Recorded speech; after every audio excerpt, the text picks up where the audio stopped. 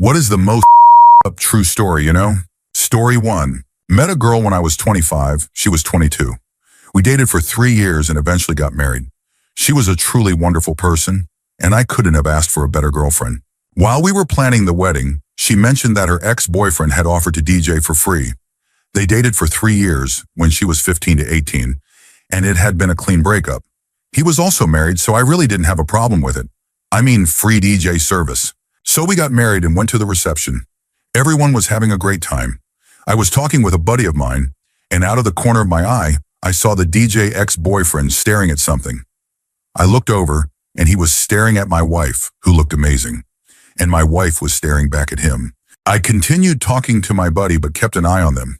She was across the room, but they smiled at each other, and she started looking around the room, probably for me, but I was pretty well hidden. My wife walked toward the bathroom area, and the DJ asked his assistant to take over and started walking in the same direction. I started to panic inside.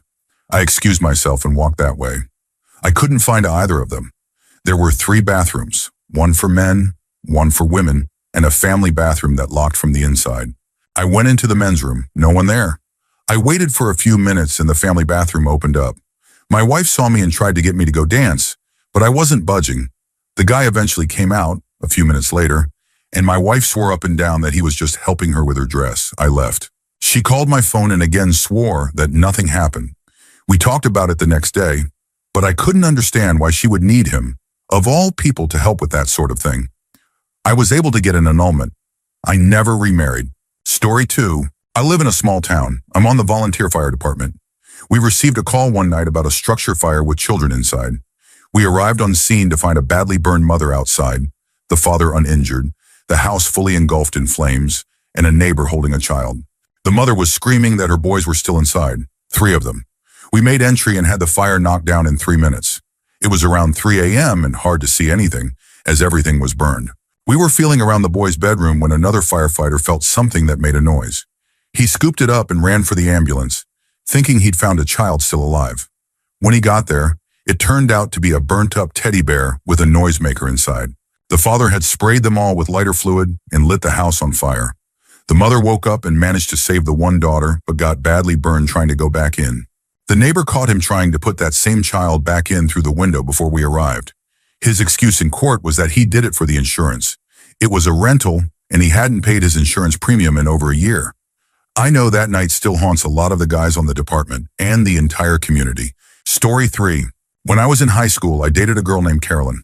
Her previous boyfriend, Jamie, was involved in a pretty disturbing situation. He and I already knew of each other and had talked a few times. He had 2 other friends who were bad news. There was also a girl named Melanie Ritchie, who went to the Crosstown High School. She was very popular. Everyone loved her. She was maybe a sophomore. She was a genuinely good person, always doing the right thing, polite and respectful. One night, Melanie decided to sneak out of her house and go to a party. Jamie and his 2 friends were there. One of the friends decided he was going to try and hook up with Melanie. He spent most of the night following her around, trying to get her drunk. She resisted at first, but eventually gave in to the peer pressure. He had been giving her some kind of drugs too, either ecstasy or something else, but supposedly it was fake. She ended up getting very intoxicated, and he gave her something else before they all left together. She and this guy were in the back seat when she passed out. He was clearly not in the right frame of mind and was actually concerned that Melanie might be dead. They had no idea what to do with her, so they drove out to the woods. The guy decided he was going to take advantage of her anyway, and did so on the hood of the car. They still believed she was dead and were not about to go to the authorities. The second friend, not Jamie, had a brilliant idea. They would drag her into a ravine, put a homemade device in her mouth to destroy her dental records, and leave her body out there in the middle of nowhere. Story 4. When I was a Cub Scout, we were hanging around unsupervised waiting for the Cub leader to show up. It being the 1970s and standards of childcare being a bit different. There was a construction site nearby, and being dumb 8- and 9-year-old kids, we decided to go play in it. We were climbing into cement mixers, jumping into trenches, etc. And then this one kid decided to climb up onto a big pile of planks and jump off. He jumped off only about 4 feet down and landed on one end of a loose plank below. The plank in question had a 6-inch nail sticking out of the end, which completely pierced the middle of this kid's foot, so it was sticking out of the top of his shoe. The force of him landing on it caused the end of the plank to lever down violently on the uneven ground, And because his foot was impaled on the nail, it snapped his Achilles tendon.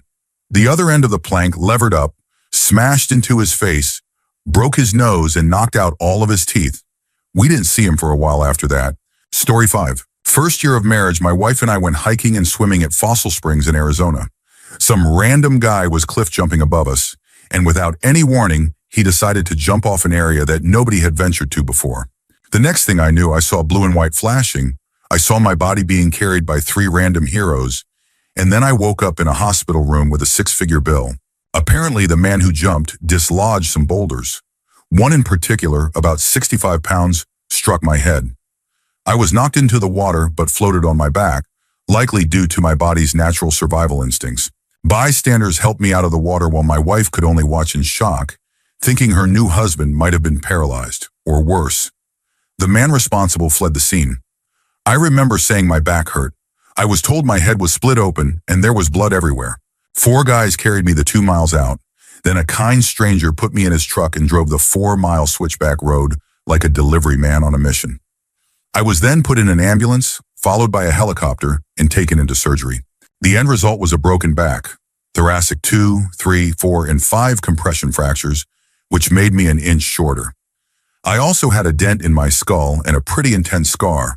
The real pain came from losing our car and having our credit destroyed because I couldn't work for months. I had no insurance because I had just started a new job. So now we're left paying $100,000 in medical bills on top of everything that went to collections. Story 6. When I was working as a locksmith, I got called out to change the locks on a house. I started the job with a coworker, and we were making good progress.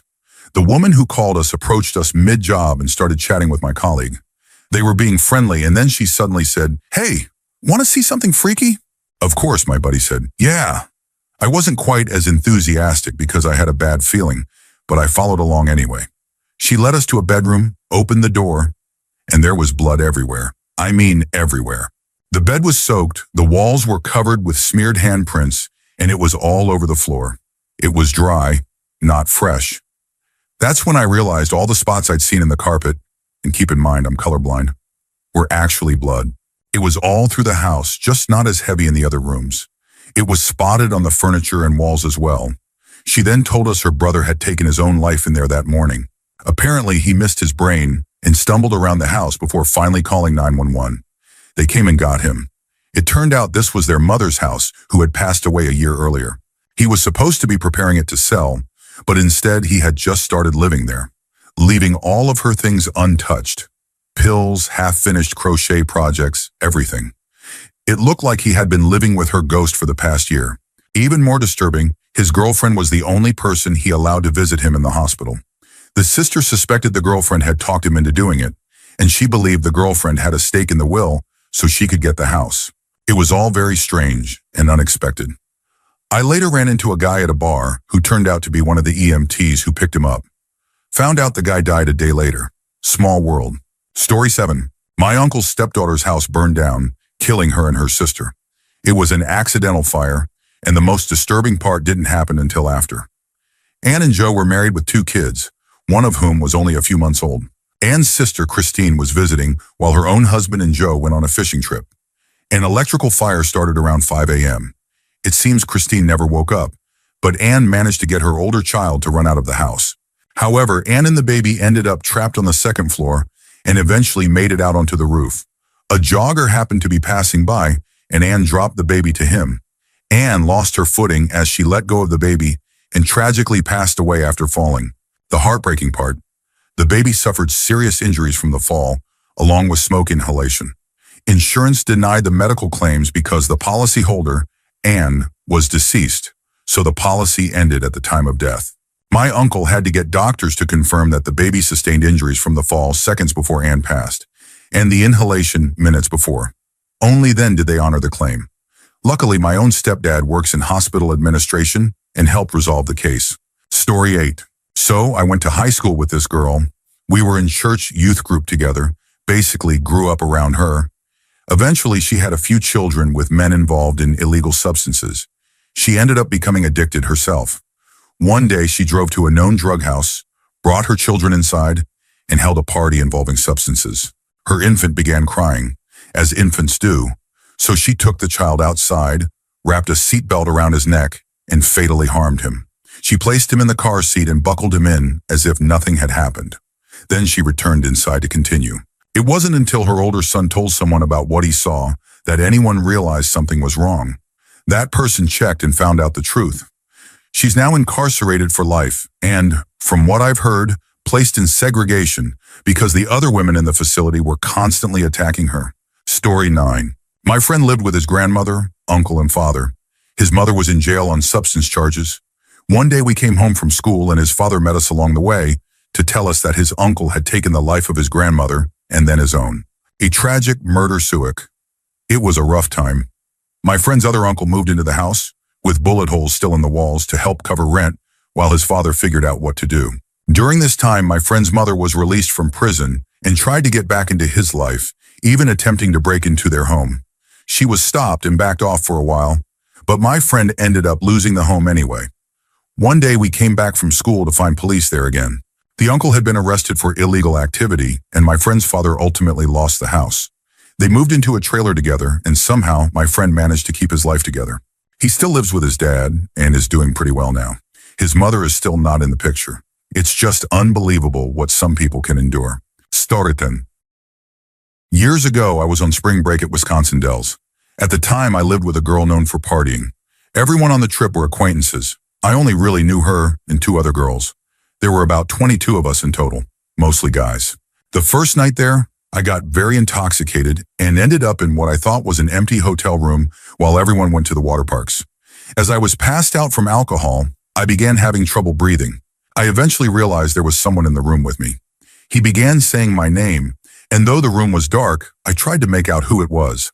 I tried to get away. He turned me over and I began to panic. I told him to stop. I said, "No, that hurts. Stop." But he didn't. I was still intoxicated and weak, and I just tried to crawl off the bed. He kept going despite my protests. I cried, trying to understand if this was real.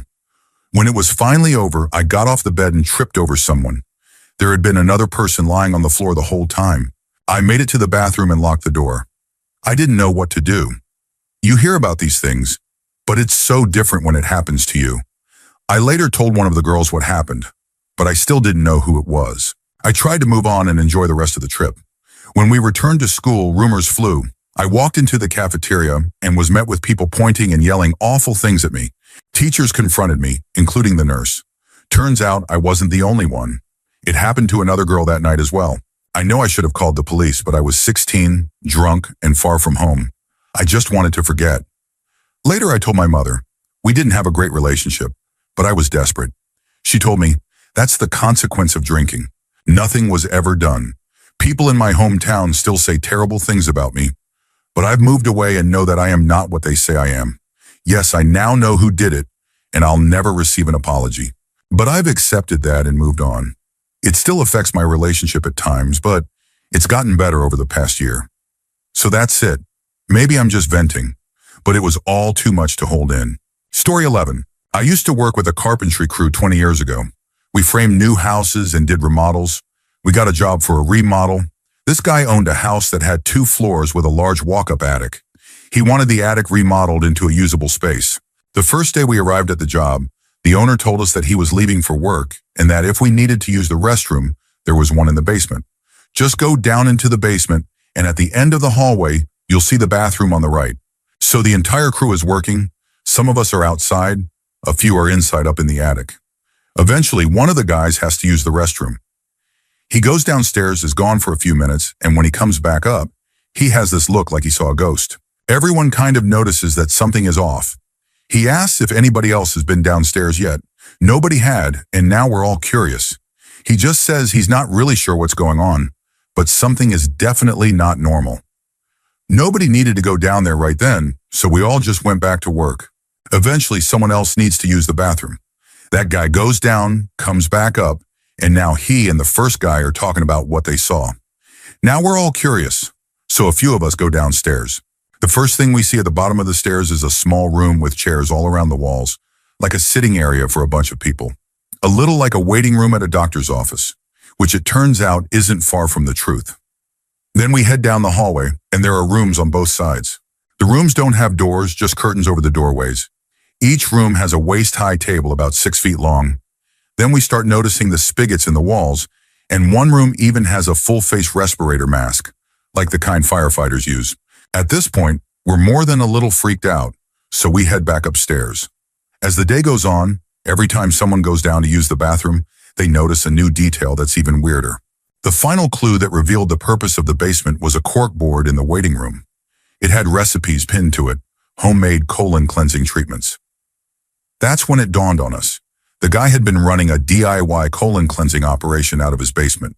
Story 12. I've told this before on Reddit, the Ballad of Enmar.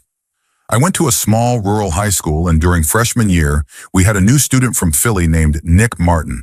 Growing up in an urban area had made Nick believe he was, in his words, gangsta hood. He was a small white boy who wore huge, oversized white tees and baggy pants. He genuinely wanted a career as a rapper, and his rap name was Enmar. He would, without irony, challenge other students to rap battles to resolve his beefs. Naturally, he was mocked constantly for all of this. Sometime after freshman year, he vanished from school. Rumors said he had gotten into a violent fight with his dad and had been sent to a juvenile detention center. The latter was confirmed when, junior year, he broke out of juvie and was on the run for a while. Then he faded from our memories, until my senior year of college. By this point, he was still living in my hometown and was a 22-year-old addicted to multiple substances, dating a 17-year-old girl who was also struggling. One night, they got into a fight, and he ended her life with a screwdriver in his living room. He placed her remains in a garbage bag, put it in his truck, and disposed of it about 10 miles out of town in a marsh where locals dumped deer remains. He left her in a pile of carcasses. The next day, he bragged about it over drinks to a friend, who turned him in. The police found her, found blood in his carpet and a muddy shovel in his truck. He's now serving a life sentence. Enmar ended up being way more hardcore than we ever imagined. Story 13. So I went on vacation to a really secluded town in Oregon to visit some family and see their restaurant. Being such a small town, my aunt knew every person that walked into her store. For a whole day, I helped her at the register. A person would walk in, she'd greet them, and after they disappeared to the back of the store, she'd turn to me and say something about them. Every one of them. It was hilarious. A man walked in. She turned to me and said, "He's a dirty old scumbag." A mother and her adult child came in later getting a beer each. They do that every day. Sometimes they collect enough cans for the price of 2 Bud Lights. Exactly. I was thoroughly entertained, chuckling at all my aunt's blunt, brief comments. Then this little girl walked in. My aunt chatted with her, encouraging her to go to school. The girl responded without hesitation. "School's for idiots. I don't care. I'm going to marry someone rich and take their money." Her comments started off funny, but something about her energy was unsettling. She bought a popsicle and left. Then my aunt turned to me and said without pause, she saw her mother take her own life. I didn't say anything. My aunt went on, "This girl's mom saw her mother take her life, and when the girl's grandmother was a child, her father tried to harm her and her siblings by leaving them on train tracks. Horrific stuff. Now this 13-year-old girl only talks about using men, how everything is pointless, and how she doesn't plan to live past 25. This story might not sound that wild, but it made me appreciate my own slightly dysfunctional but safe family. Story 14. As a child, I didn't have the best upbringing. My parents fought. A lot. We were trailer trash, literally living on the wrong side of the tracks in a rough town in Canada. We got lice, lived off the food bank, and often had one terrible babysitter after another because both parents worked and drank. My dad was, and still is, an alcoholic. He also loved woodworking, and his makeshift wood shop was cobbled together across the hallway from my room in our trailer. I was about 5 years old, I'm a girl, and I was sick with the flu, so my mom made me stay in bed. While in bed, I had an accident. Being 5, I wanted my mom, so I started crying and calling for her. I heard my dad in his shop yelling for my mom to shut that kid up. Mom didn't come. Dad came in and saw what happened. I had soiled the bed. He got angrier and angrier as I cried. Where was she? He left and went back to tinkering in his shop. I could tell he'd been drinking by his tone, in the way he yelled. He came back and told me to shut up or I'll give you a reason to cry. I kept crying. I was sick, uncomfortable, and likely had a fever. He stormed in, took the soil sheet and rubbed it in my face. He made me ingest some of it. He left the sheet on my face and slammed the door as he left. My mom finally came in. She asked him why he hadn't cleaned it up. Story 15. This is about an old manager of mine. It happened while I was still working with him. He had been with this woman for about 10 years. He was the main father figure to her children. It was a great relationship. He was so happy. All that jazz. It turns out that before they met, she had been a dental hygienist who worked on inmates' teeth at a nearby prison. She met, fell in love with, and married one of her patients. He was in prison for having committed a violent crime against a 16-year-old girl. So he gets out of prison and goes to find his wife. She breaks up with my manager, kicks him out, and the man moves in. They lived together for about 6 months. During this time, he reportedly made threats toward the woman's 16-year-old daughter. The mother did nothing, and the daughter ended up leaving and moved in with my manager.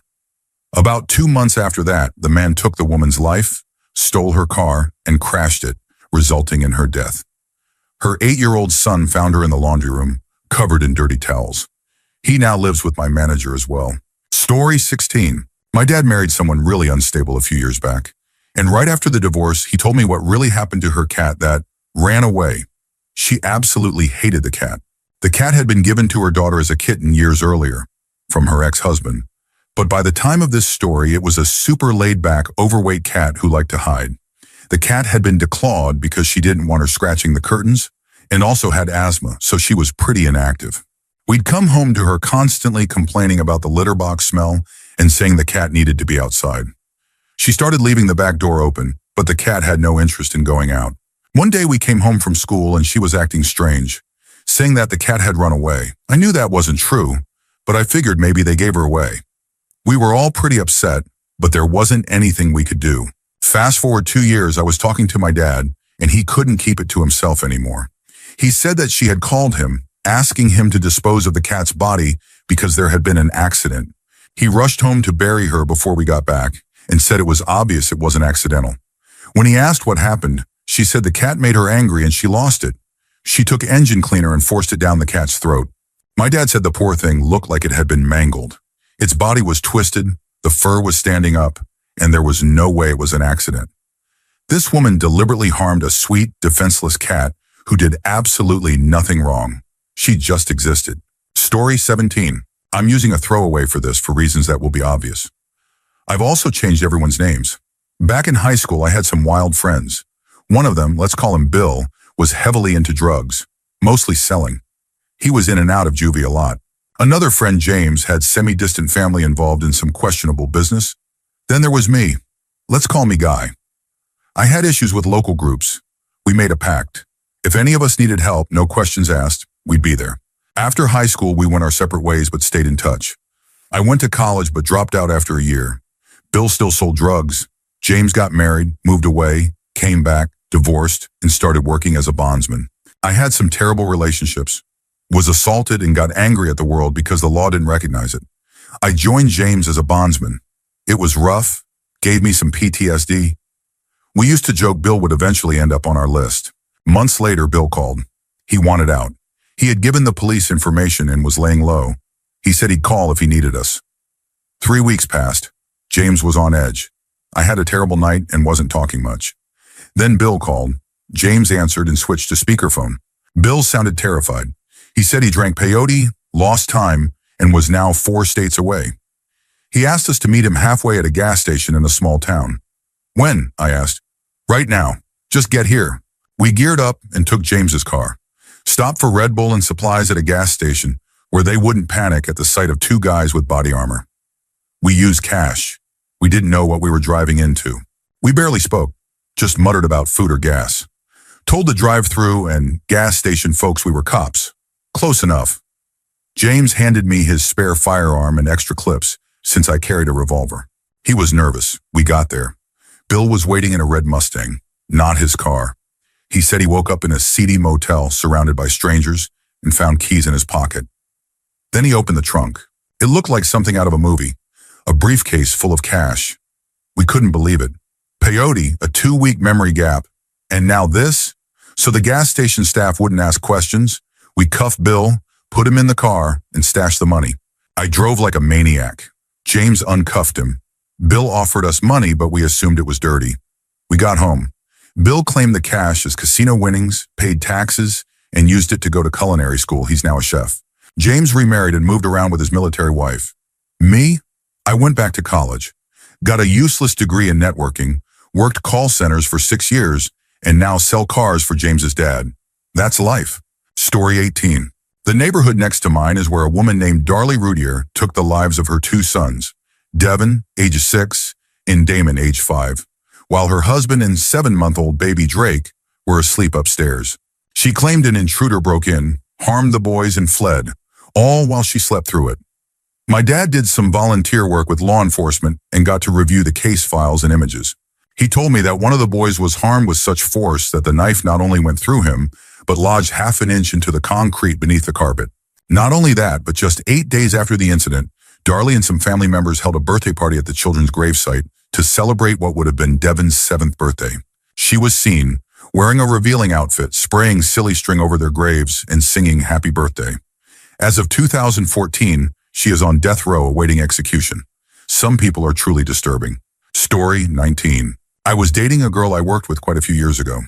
One day she wouldn't return my calls or texts, and I started freaking out, wondering why, feeling depressed and angry that she had just disappeared. Eventually, about a week later, I got in touch with one of her friends. Turns out the girl I was dating fell into a deep depression when her ex-boyfriend and best friend was killed during a police incident. The whole story is completely disturbing. The guy had been pulled over for not having plates on his car, a simple infraction that usually just results in a warning or fine. But he made a mistake and had a pipe in his car, which the officer spotted.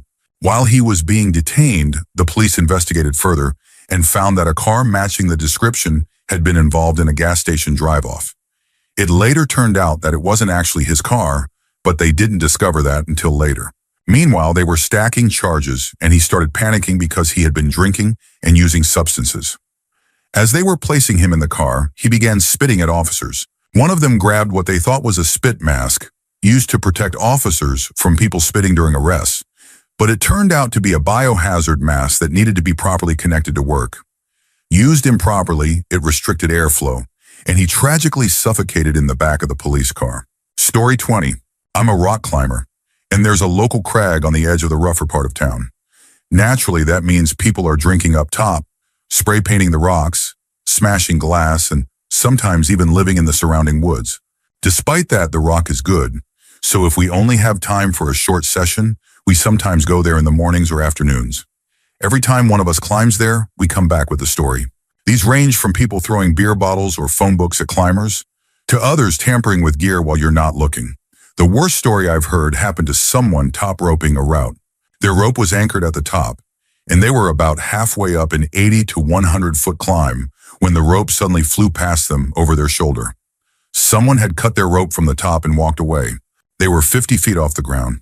Fortunately, they managed to finish the climb without falling and hike back down safely. The level of disregard for human life in that act makes my blood boil every time I think about it. Story 21. An old roommate once told me about a cousin of his in Michigan. One night, his cousin went out looking for drugs in Detroit. He knew from experience to bring both pocket money and separate money for his purchase because he fully expected to get robbed. Sure enough, when he got to a particular building, he was robbed at the door, lost the pocket money but kept what he needed. He picked up his stuff and started leaving without any other issues. But as he walked down the hallway toward a stairwell, he saw an apartment door open. As he passed by, he slowed down and glanced inside. There were 3 to 5 men inside, and at least 2 appeared to be involved in something horrific with what he described as a completely unresponsive and discolored female body. According to him, there was no sign of life, and her skin had turned purple. He didn't stop. He kept walking because he had what he came for and nothing left to offer. Not that it would have helped. Story 22. One of my friends has probably ruined one of his best friend's life. They met at work when they were about 18. He thought she was cute, and she fell deeply in love with him. Quietly, they would go to parties and hook up, though he was constantly looking for other women. At one point, he was dating another girl while still hooking up with her on the side. When that relationship ended, they started spending nearly every night together. Everyone in the friend group noticed. Normally, that would be a sign of a solid relationship forming. But in this case, it was toxic. He constantly degraded her, telling her they would never be together, that he just wanted a casual thing. If she ever talked to another guy, he'd get jealous and suddenly show interest again. When they weren't together, he'd send vague, emotional texts, just enough to keep her on the hook. After about 3 years, she got pregnant. He convinced her to end the pregnancy, saying it would ruin his life and that he didn't want to be with her.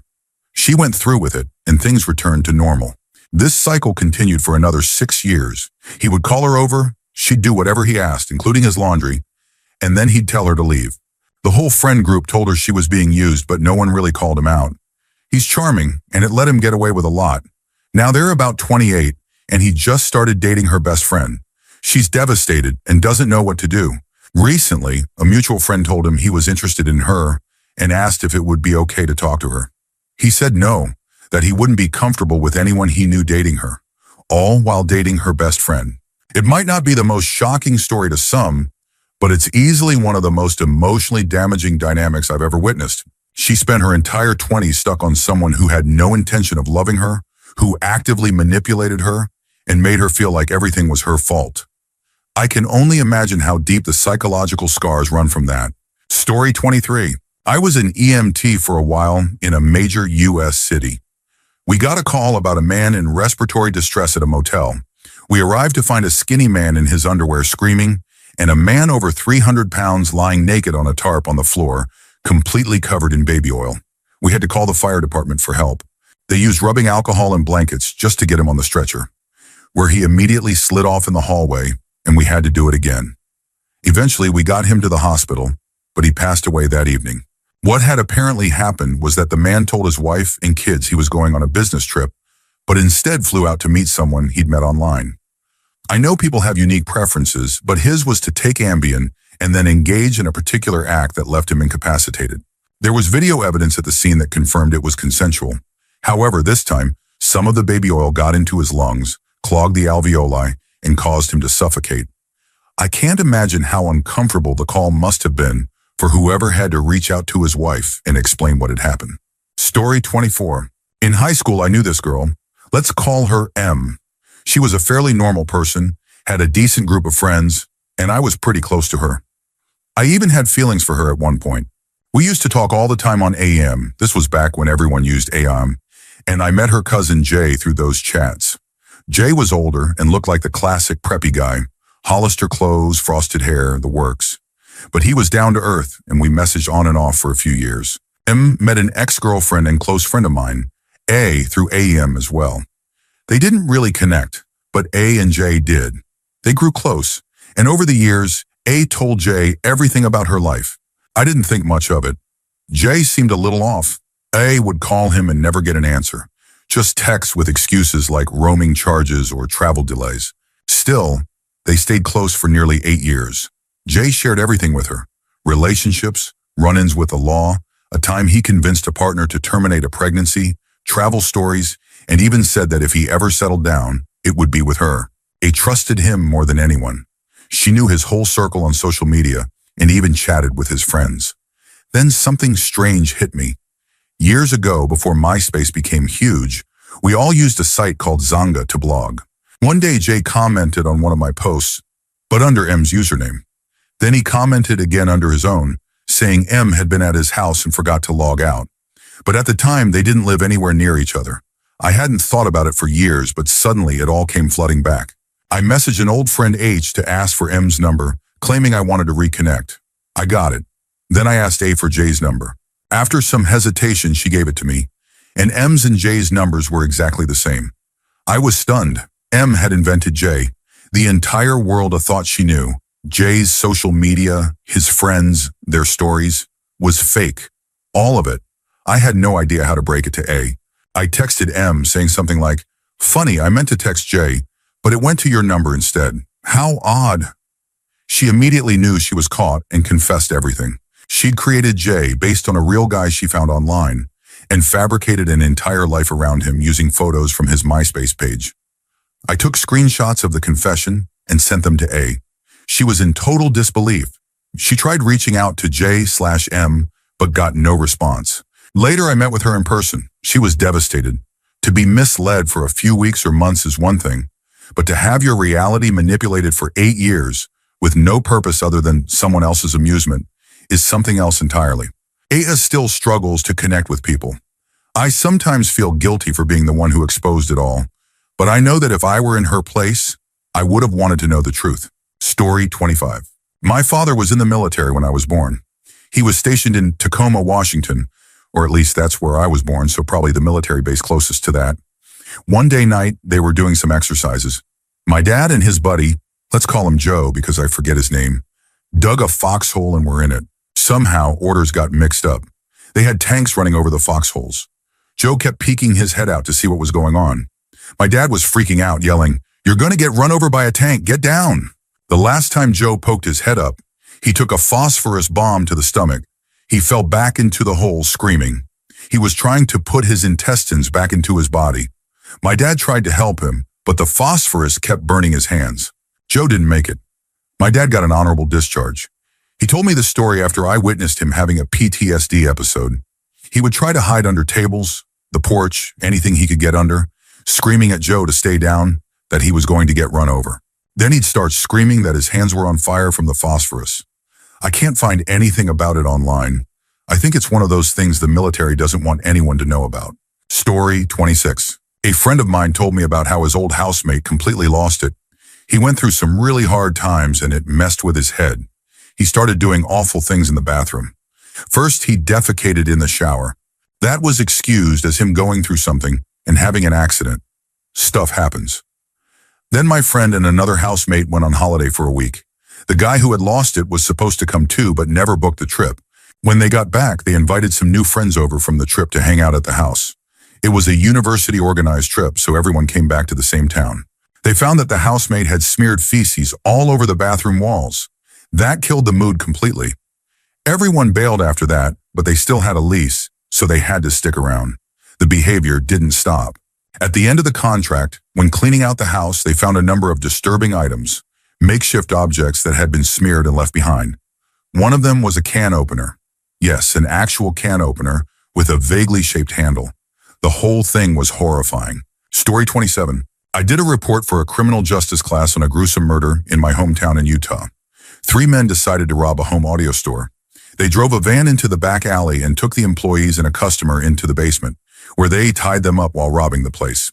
During the robbery, 2 more people showed up, relatives of the employees coming to pick them up after their shift. They were also taken hostage and thrown into the basement. After the robbery, the attackers tried to end the hostages' lives by making them drink a corrosive chemical inspired by something they saw in a movie.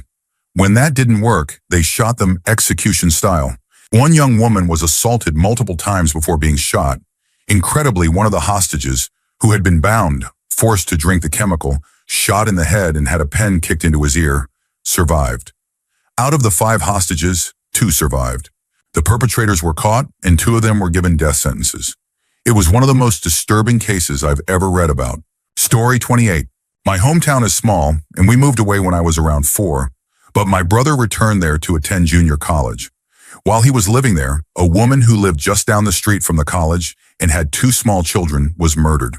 Her husband was frequently away on business, and it turned out he was affiliated with a gang. In this group, if a gang member was traveling through town, they could stay at a brother's home. It was just how they operated. While her husband was away, a man stayed in their house for about a week. He ultimately took her life, decapitating her while the children hid in a closet and witnessed everything. Afterward, he fled immediately. The kids ran to a neighbor's house, and the police were called. My brother said the man was never caught, but for a couple of months afterward, many gang members came into town asking locals casual questions, trying to find out if anyone knew who the guy was or where he went. Every time I visit, I drive by that house. No one has lived in it since. It stands abandoned on a street lined with nice homes and manicured lawns. And then there's this dark, overgrown house. Sometimes local Boy Scouts will do a service project to clean up the shrubs and mow the lawn, just to help the neighborhood feel a little better. Story 29. It hurts to remember this part of my life, but I figured it might be good to get it off my chest. I have a little sister. She is an amazing, smart, and intelligent woman. It took me too long to realize that what she did was not only incredibly brave, but took a lot of strength. Even if she doesn't know it, I will always love her until the day I die. Anyway, it all started when she was about 13. My cousin, Mail, who was 23 at the time, started taking special interest in her.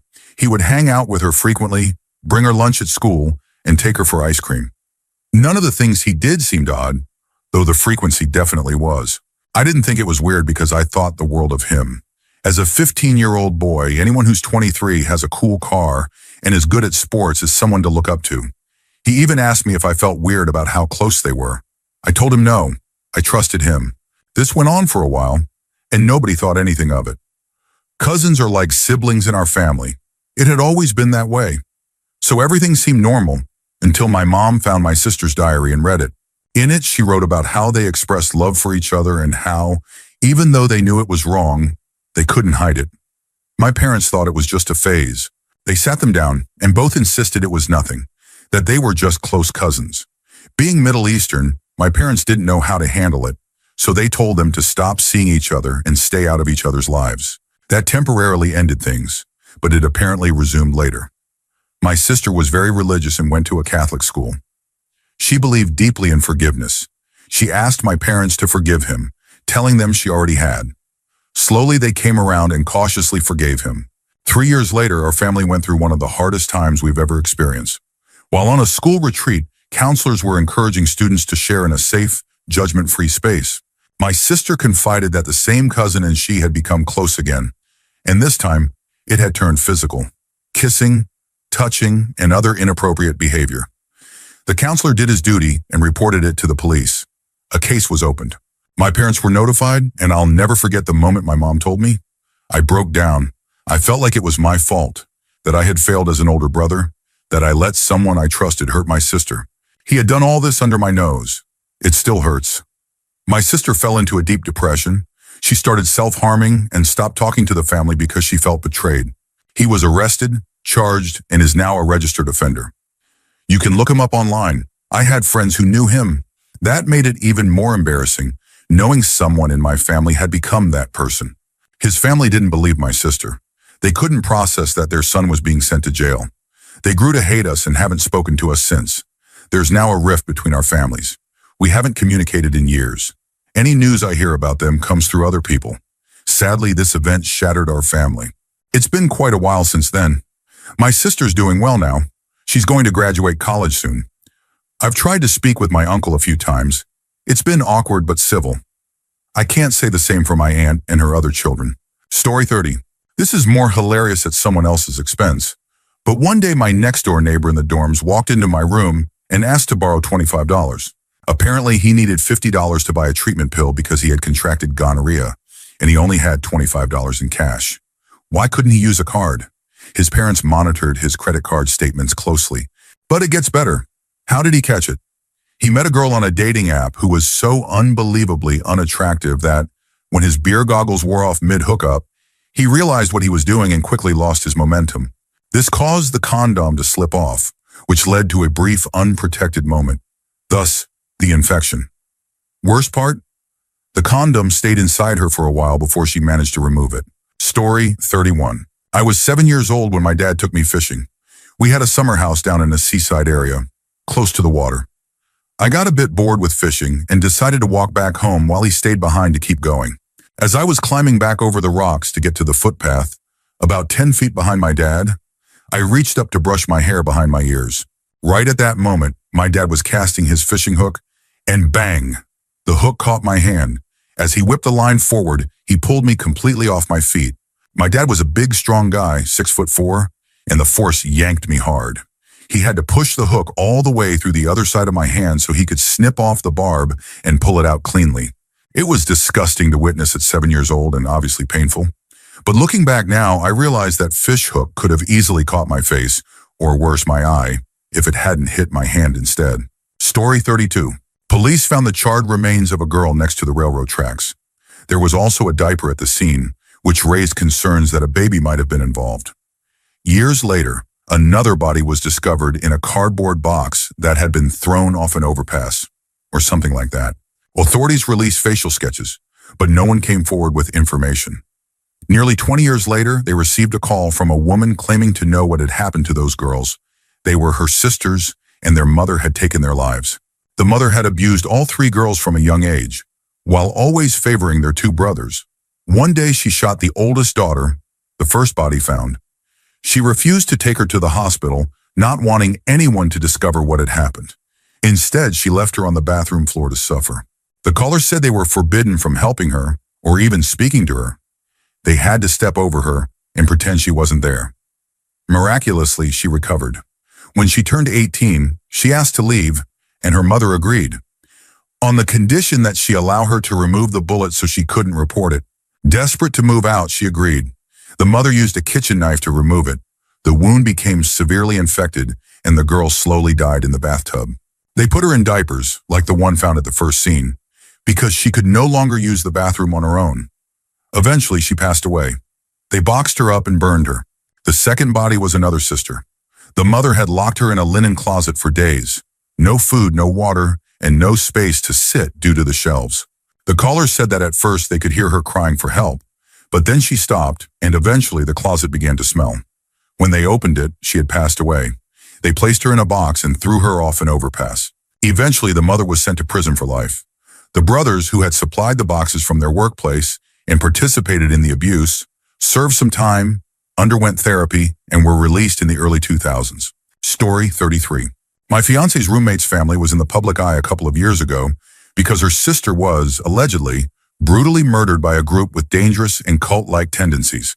I won't go into too much detail to protect their privacy, but it was a very high-profile case. The roommate is a nursing student, and last semester, she took a psychology class. In that class, they discussed notable events involving extreme psychological behavior. One day, the professor pulled up an article about her sister's case, and the entire class ended up discussing her murder, while she sat there in silence, completely stunned. Her family has been devastated by the tragedy, and I can't even imagine how it felt for her to listen as fellow students talked about it like it was just another topic. What amazes me is that she remains one of the funniest and most positive people I know. She's incredibly strong, even after everything she's been through. Story 34. A cousin of mine, who was around 14 when this happened, was working as a motoconcho, basically a motorcycle taxi. His older brother worked at a 5-star hotel and had a girlfriend. One day, my younger cousin saw that girlfriend with another guy. He quickly left the scene and came straight to my house. After parking his bike, he told me and a few other cousins what he had seen. He wanted to call his brother, but he didn't have a phone. He used my mom's cell to try reaching him, but his brother never answered. Then my cousin rushed out again, and that was the last time we saw him alive. He went missing that day and was found the next afternoon. His throat had been slashed, likely with a kitchen knife. According to what spread around town, the girlfriend wanted to scare him into silence. She didn't want him telling her boyfriend that she was cheating, so she got a few of her friends to pretend to be motoconcho passengers and convinced him to drive them into the countryside. Once there, they forced him to go further, to the spot where he was later found. The plan was just to scare him. They only brought a kitchen knife, but things got out of hand, and they ended up taking his life. Everyone in town knows who was involved, but to this day, no one has ever been arrested. Story 35. My brother's friend bought a car from me. A few months later, his friend was found dead at the fairgrounds, in the car I had sold him. Apparently, he had gone there to make a drug deal. The person he met, an 18-year-old, seemed sketchy, so he backed out and went back to his car. The kid then approached with a shotgun. As my brother's friend was getting into the car, the kid shot him 3 times in the chest, took the drugs, and fled. The body was there for 3 days before it was found. The shooter was caught after his girlfriend informed authorities that her boyfriend had confessed to the crime. During his time in jail and awaiting trial, the kid reportedly offered his cellmate, who was scheduled to be released, money to eliminate his girlfriend so she couldn't testify. Fortunately, the cellmate informed the authorities. It's all incredibly disturbing, especially considering both the victim and the shooter were teenagers. My brother's friend was only 19. Sad times. Story 36. I started with OxyContin. My girlfriend at the time began doing it with one of my pot dealers and started spending less and less time with me, raising questions about what she might have been doing to get it. My dumb idea was that if I started using 2, she'd spend time with me instead. That worked until I ran out of money. Then she was right back over there. At first, I snorted it and quickly became addicted. She had been using it for a few months before me. We eventually broke up after she cheated multiple times, but we stayed friends and used together. The dealer had 2 types of blood cancer, which he claimed was from playing with cleaning chemicals as a kid, and he had a legitimate OxyContin prescription. He also took a drug called Neupogen, which came in glass syringes. As his tolerance went up, so did his pain, and he started injecting the meds. That led my ex to start injecting too. Eventually, I tried it. It was more effective, more cost-efficient, and just plain addictive. This went on for a while. She got with another dealer, and all three of us remained intravenous users. Then one week, city police executed a coordinated raid on every known Oxy dealer. Supply vanished overnight. Oxy generally sells at $1 per milligram, so an 80-milligram pill was $80. After the raids, prices skyrocketed to $200 plus per pill, if you could even find it. Most of us were taking at least 80 milligrams a day, meaning you had to come up with hundreds of dollars daily just to function. That wasn't sustainable. Not long after, people started turning to Hero. Whether imported or already in circulation, I wasn't sure. I wasn't part of that. But it cost $50 for a nifty, 1/10 of a gram, and 1/4 of that matched an 80-milligram Oxy in strength. Within 2 weeks, everyone I knew who used Oxy was on Hero. The problem with Hero is unpredictability. It could be heavily cut or incredibly pure. You never knew, which meant overdoses were common. Tolerance increased rapidly, and the high didn't last nearly as long. Everyone got caught up in shady stuff to afford their habit. People ripped each other off constantly. It was chaos. By then, my ex had 2 kids with another user. Both babies were born with substance exposure, one born premature by C-section. She needed open heart surgery to replace a damaged valve due to infection and had suffered a stroke from a blood clot. The children were rarely changed or fed properly, and the younger one developed MRSA due to poor hygiene. I let all 4 of them stay in my 400-square-foot condo in exchange for them keeping me well. We all slept in one bed. It was hell. Eventually, legal issues caught up with her. She was court-ordered to attend rehab. One Friday night, she ditched rehab and showed up at my place. It was only 2 blocks from the center. I let her stay for the weekend on the condition that she'd return Monday. That weekend, we drank, smoked pot, took Xanax, even smoked crack, but no Hero. She was trying to stay clean from that, or so we thought. Sunday night, I fell asleep around 11 p.m. I woke up at 2:30 a.m. and didn't see her. I found the bathroom door locked. When I forced it open, I saw her lying on the floor in a puddle of vomit, my phone soaked in it, and a needle and spoon nearby. Her lips were purple, eyes rolled back, skin clammy. I tried CPR. All I got were gurgling sounds. I needed to call 911, but my phone was ruined. In a panic, I grabbed the needle and spoon and threw them in a dumpster before running out to find someone with a phone. I called 911. They arrived and attempted resuscitation, but declared her gone. At the station, I was interrogated for 6 hours.